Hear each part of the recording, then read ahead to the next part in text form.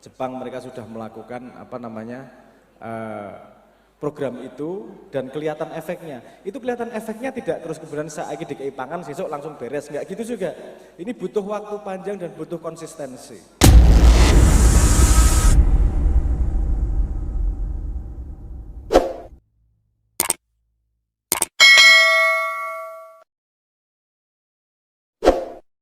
Mohon izin Bapak-bapak, Ibu-ibu para jamaah, saya ingin mengajak Mas Sabrang untuk maju sekira satu shaf supaya lebih dekat dengan jamaah, duduk bersama saya, dan yang di depan ini kan kosong juga boleh diisi. Prinsipnya jangan sampai ada kekosongan dan lain sebagainya. Monggo, oh Mas ya, nyun sewu.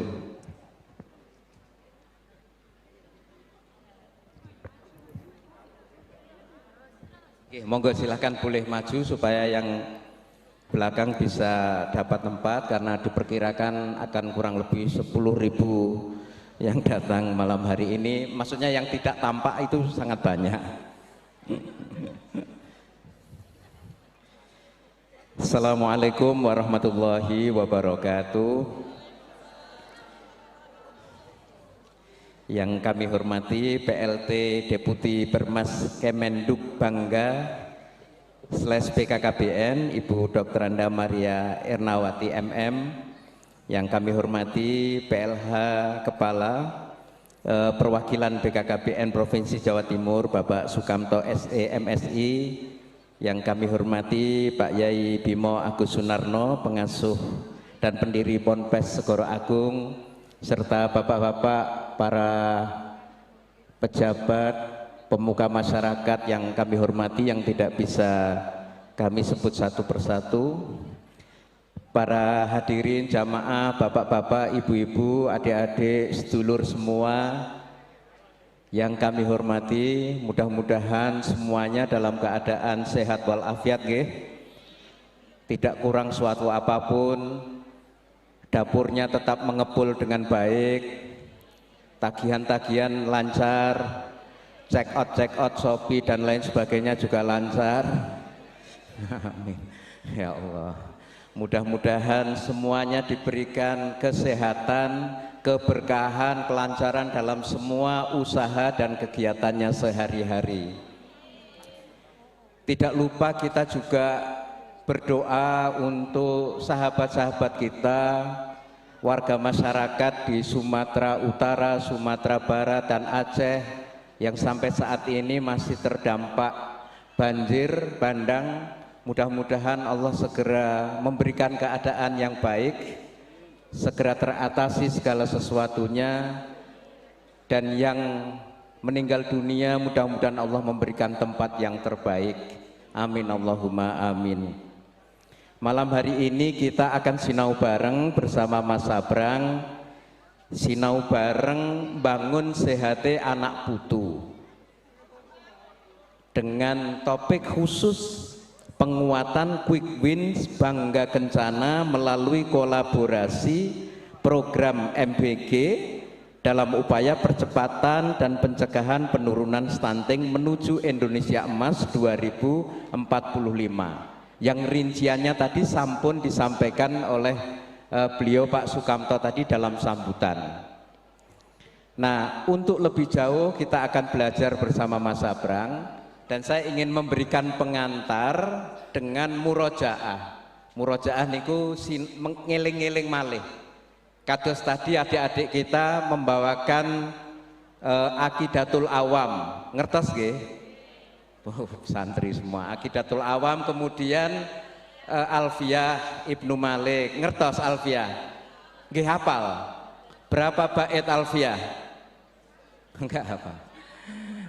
Jadi Alfiyah ini adalah kitab yang berisi kurang lebih 1006 bait yang semuanya berbicara tentang bahasa Arab, grammar kalau istilah sekolahnya, yang disusun oleh Imam Sibaweh.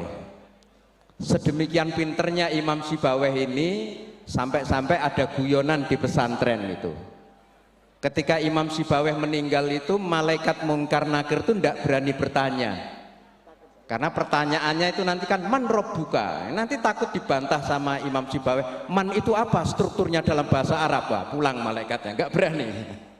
Mudah-mudahan panjenengan semua terbebas dari pertanyaan itu, nggih, lulus langsung mlebet swarga tanpa tes. Amin. Dengan barokah alfiah tadi itu. Nah, murojaah yang ingin saya ajak panjenengan sedaya mengingat itu adalah perjalanan hidup Kanjeng Nabi Muhammad pada waktu beliau bersama para sahabat dari Mekah itu hijrah ke Madinah. Nabi Muhammad hijrah ke Madinah setelah mendapatkan perlawanan dan pengusiran dari kaum kafir Quraisy. Niku pindah ke mana? Ke Madinah, nggih. Pada waktu Kanjeng Nabi itu tiba di Madinah, itu sudah ditunggu oleh orang-orang Madinah, orang-orang Ansor, karena sudah ingin segera Nabi itu datang. Begitu Kanjeng Nabi tiba, semua itu berlomba-lomba memberikan yang terbaik, berlomba-lomba menjamu Kanjeng Nabi. Kalau bisa Nabi itu tinggal di rumah saya dan seterusnya. Semua berlomba-lomba menyambut orang yang sudah dinanti-nanti itu.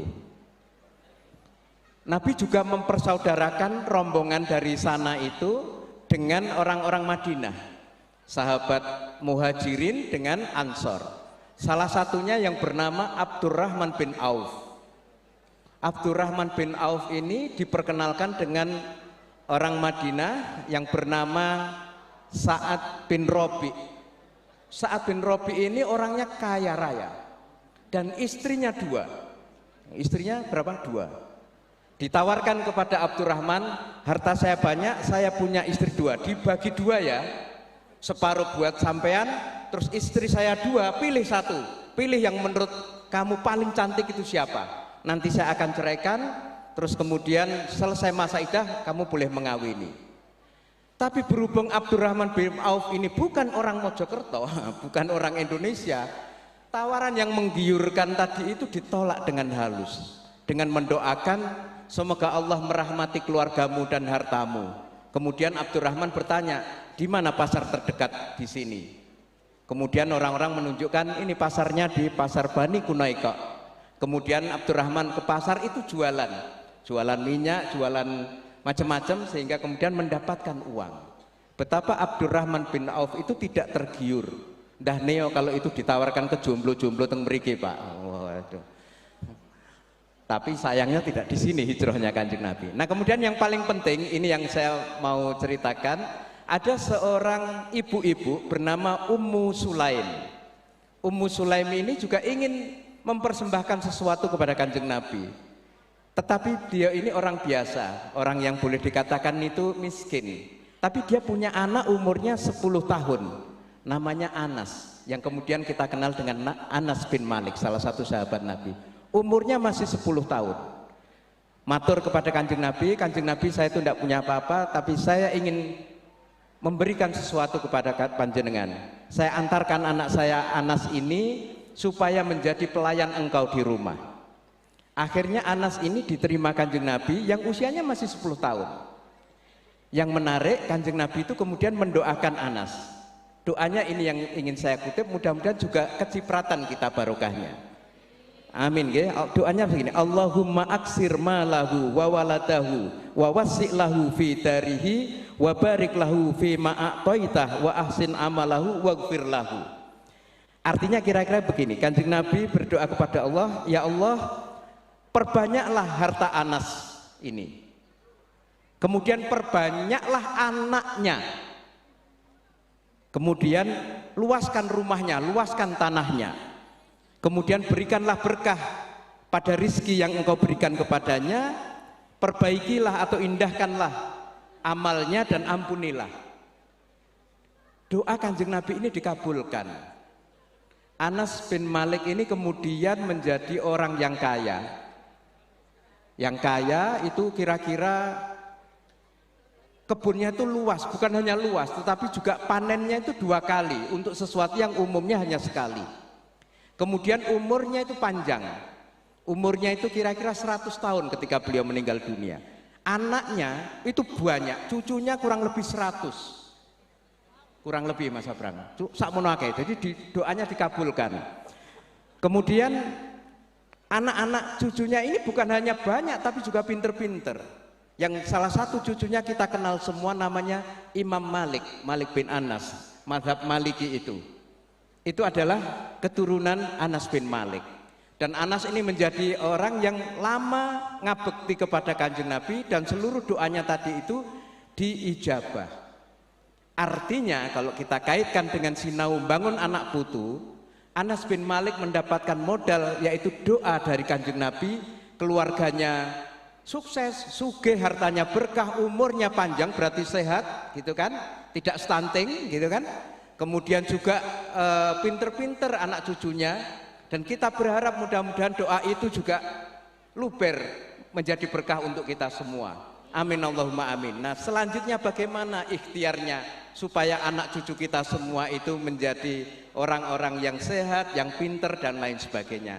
Disinilah kita perlu bertanya kepada Mas Abrang selaku ahli pikir dan filosof dan lain-lain sebagainya. Mekaten pengantar saya Mas Abrang, monggo. Biar langsung nggih, mangke saged direspon Pak Bimo dan yang lain-lain. Tepuk tangan buat Mas Abrang. Oke, bismillahirrahmanirrahim. Assalamualaikum warahmatullahi wabarakatuh. Sedulur-sedulur sehat sedaya. Alhamdulillah. Waras sedaya. Alhamdulillah. Sami pentingnya nggih.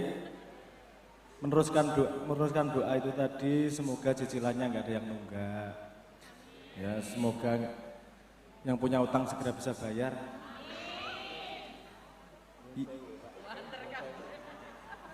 Yang nggak kuat bayar, semoga yang ngutangin lupa nagih. Nggih, amin niku nggih.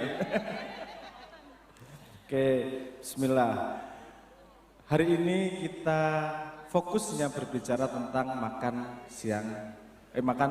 bergizi. Makan bergizi gratis. Oke, bismillahirrahmanirrahim. Ini kalau di masyarakat kadang-kadang ada obrolan setuju nggak setuju, biasa ngoten niku. Perbedaan pendapat biasa.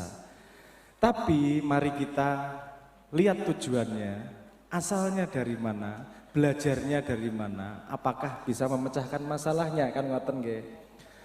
Ini asalnya kan memang banyak problem stunting dan kita harus bisa menghadapinya dengan benar. Gimana kita bisa membuat strategi agar generasi berikutnya bisa menjadi lebih baik. Kan ngoten intinya kan seperti itu. Karena cinta sama anak itu gak cuma cinta hari ini, tapi juga cinta masa depan. Ibu-ibu pernah marahin anaknya enggak? Pernah, sampai ngeplak kadang-kadang. Loh, nek berarti nakalnya enggak beling-beling banget ya.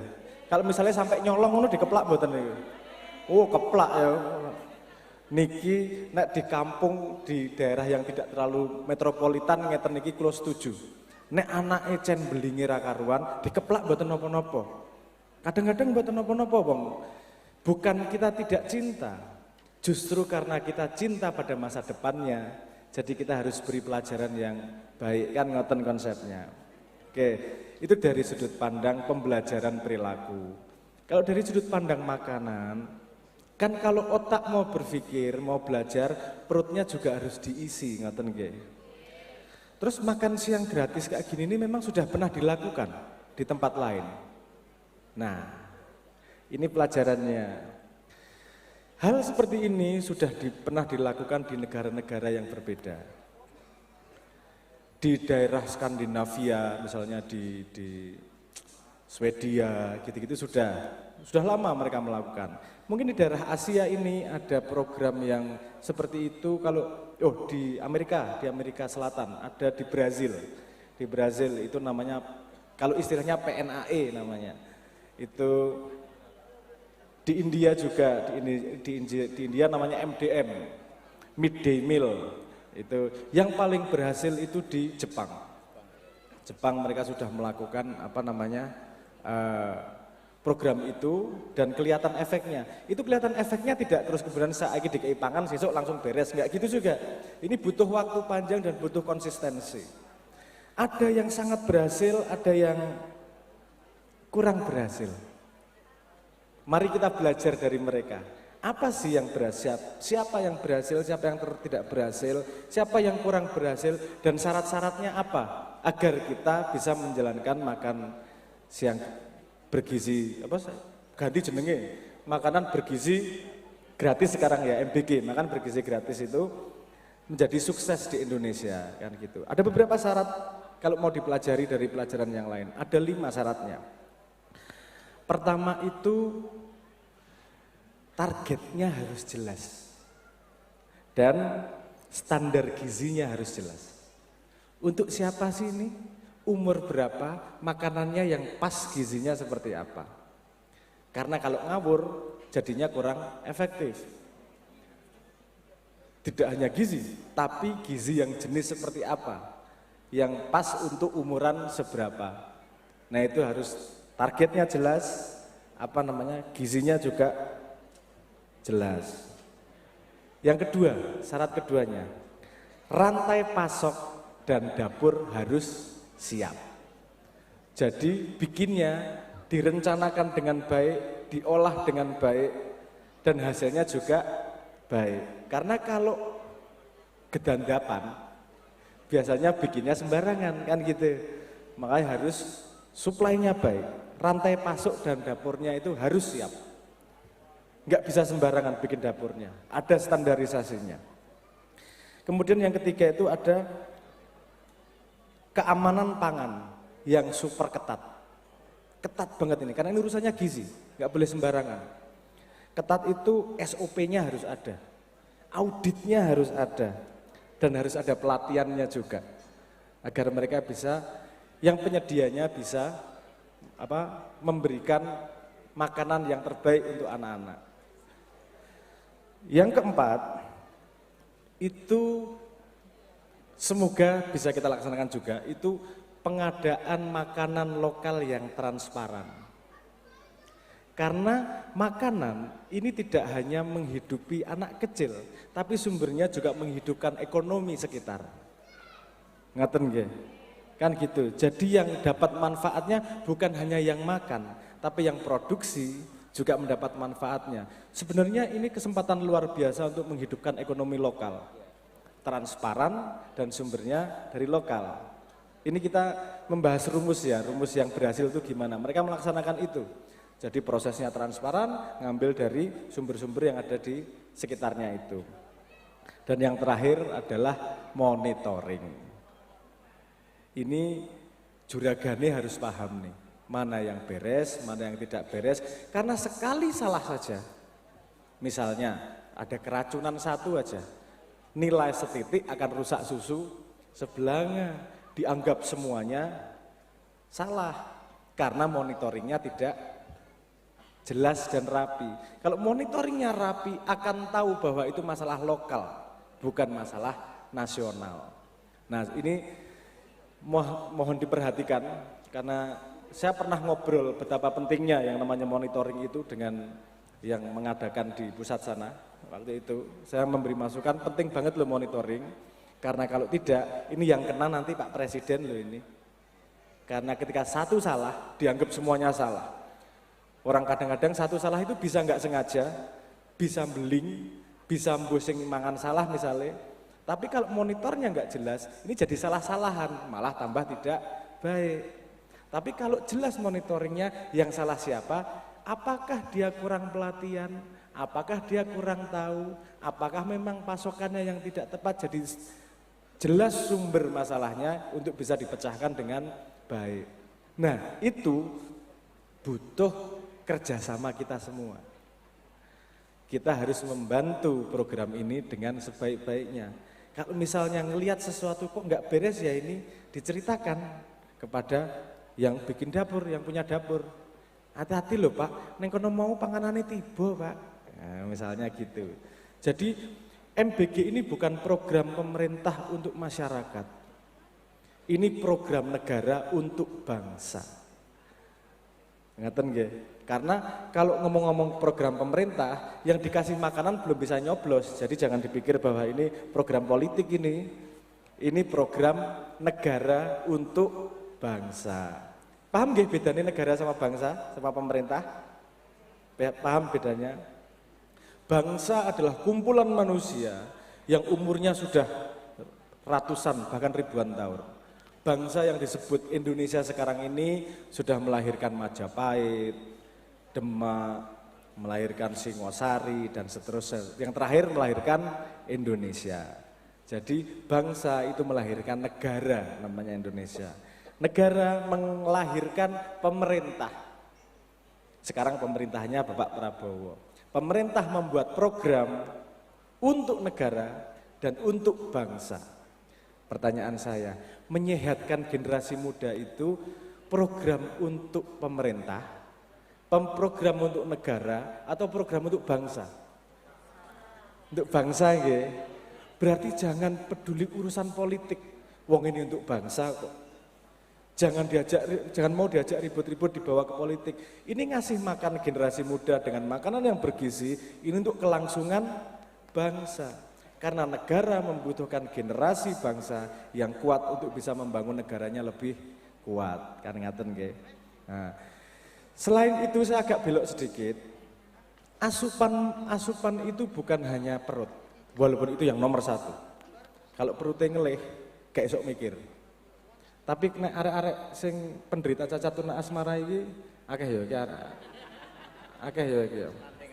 Stunting asmara ini programnya beda lagi ini masalahnya ini.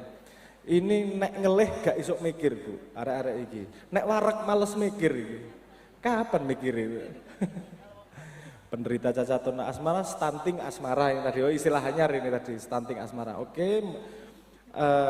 Jadi anak-anak itu selain makan untuk badannya, juga makan untuk otaknya, betul nggak? Makan untuk otaknya itu tidak harus selalu di sekolah.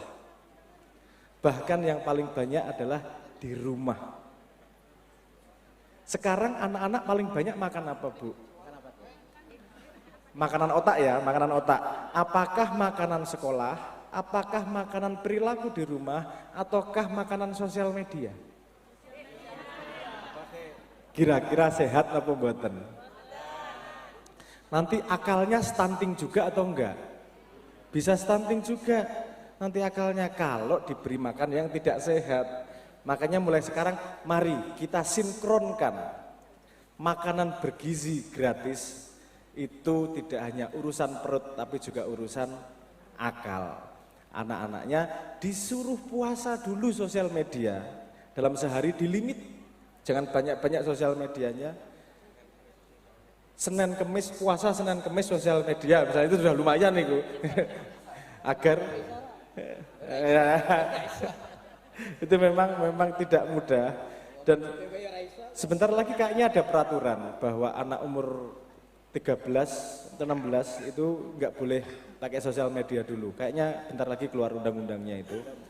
Itu sepertinya kalau nggak salah. Dan itu menurut saya bagus. Jangan dulu sosial media. Kalau AI masih boleh, karena biasanya buat belajar. Ibu-ibu udah pakai AI juga. Kalau ibu-ibu, bapak-bapak perlu makanan akal juga enggak? Kadang-kadang nemenin anak ngerjain PR pusing juga enggak? Kadang-kadang gitu, iki opo menaikkan gitu kadang-kadang. Iya, paham. Saya juga orang tua dan kadang-kadang bingung juga untuk ngisi pelajaran anak tuh kadang-kadang opo to saiki kayak gitu. Nah, itulah gunanya utama internet sebenarnya. Kita harus makan bergizi gratis internet untuk memasukkan makanan di otak yang sehat juga. Jadi kayak nanya di sini semua pakai WA pasti ya. Sering nanya ke Meta juga ya kadang-kadang. Iya, untuk bantu anaknya gitu. Nggih, kalau untuk ibu-ibu mboten napa-napa. Karena itu membantu si anak untuk bisa belajar lebih cepat. Perutnya diisi, badannya tidak stunting, generasi berikutnya lebih terjaga dan akalnya juga dijaga. Insya Allah dengan program ini Indonesia ke depan akan lebih cerah. Tapi sabar mboten napa-napa nggih, sabar karena program ini harus berjalan beberapa waktu. Kadang-kadang kita tuh nggak sabar, pengennya nandur saiki langsung panen Padahal nandur ki ya kudu nunggu dipupuki, makanannya pupuknya yang benar, dihilangkan dari hama-hama, menjadi tumbuhan yang luar biasa dan nanti akan menghasilkan buah untuk kita semua. Insya Allah seperti itu. Ngaten nggih. Saya paham bahwa ibu-ibu pasti nunggu nyanyi. Itu makanan juga, makanan bergizi, apa namanya? Bergizi nama mboten niku. Bergizi kultural, makanan hati. Insya Allah nanti kita nyanyinya bareng. Ini kalau teman-teman penderita asmara stunting ini tadi, nanti kita, karena judulnya di sini sinau bareng, nanti kita ngobrol nggih. Monggo yang mau diobrolkan seperti apa. Saya mau mengatakan bahwa tidak setuju program itu enggak apa-apa. Asal diobrolkan. Karena kadang-kadang nih teman-teman, enggak setuju sama bapaknya pernah enggak? Pernah. Tapi apa musuhi bapaknya? Mboten kan? Terus kemudian ngobrol mencari jalan keluar kan? Kadang-kadang bapak punya tujuan baik yang anak tidak paham. Nah, lebih baik daripada rasan-rasan kita obrolkan baik-baik karena ada dasar penelitiannya semua ini. Dan saya yakin seyakin-yakinnya bahwa Pak Prabowo pengen yang terbaik untuk Indonesia.